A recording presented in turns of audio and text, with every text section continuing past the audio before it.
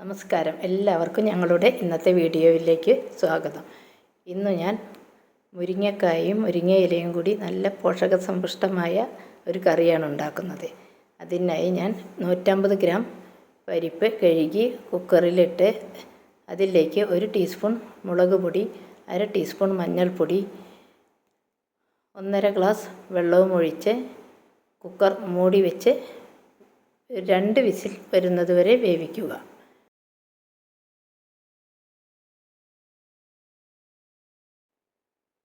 അതിലേക്കായി ഒരു 20 കഷ്ണം മുരിങ്ങക്കായും 1 കപ്പ് മുരിങ്ങയിലയുമാണ് എടുത്തിട്ടുള്ളത്. ഇതിന് അരപ്പ് തയ്യാറാക്കാനായി അരമുറി നാളികേരം, 4 ചുവന്നുള്ളി എന്നിവയാണ് എടുത്തിട്ടുള്ളത്. കുക്കറിലെ ആവി പോയതിന് ശേഷം കുക്കർ തുറന്ന് ഒന്ന് നല്ലതുപോലെ ഇളക്കി യോജിപ്പിച്ചതിന് ശേഷം അതിലേക്ക് ആദ്യം മുരിങ്ങക്കായ നുറുക്കി വെച്ചത് ഇടുക. അത് ഒരു 5 മിനിറ്റ് വെന്തതിന് ശേഷം മാത്രമേ മുരിങ്ങയില ഇടാവൂ. 1 ടീസ്പൂൺ ഉപ്പും ഇട്ട് വേവിക്കുക.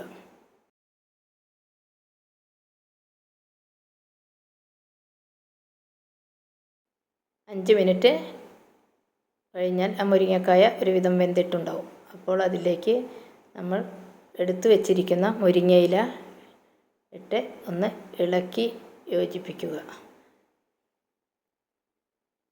മുരിങ്ങയില ഇട്ടതിന് ശേഷം അധികം നേരം വേവേണ്ട ആവശ്യമില്ല.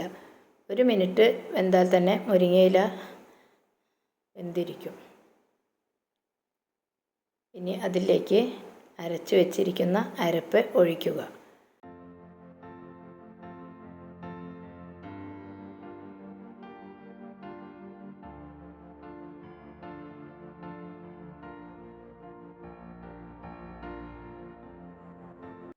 തിള വരുമ്പോൾ നല്ലതുപോലെ ഒന്ന് ഇളക്കിയതിന് ശേഷം ഇറക്കി വയ്ക്കുക.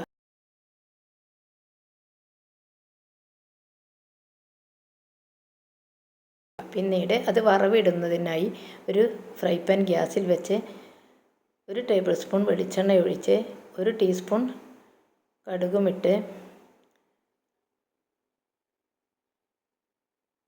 അത് പൊട്ടിയതിന് ശേഷം അതിലേക്ക് ഒഴിച്ച് മൂടി വയ്ക്കുക. നല്ല സ്വാദിഷ്ടമായ മുരിങ്ങക്കായ മുരിങ്ങയില കറി റെഡിയായി. എല്ലാവരും ഇത് ഉണ്ടാക്കി നോക്കുക. നല്ല പോഷകസമ്പുഷ്ടമായ കറിയാണിത്. ഈ വീഡിയോ കണ്ട എല്ലാവർക്കും നന്ദി.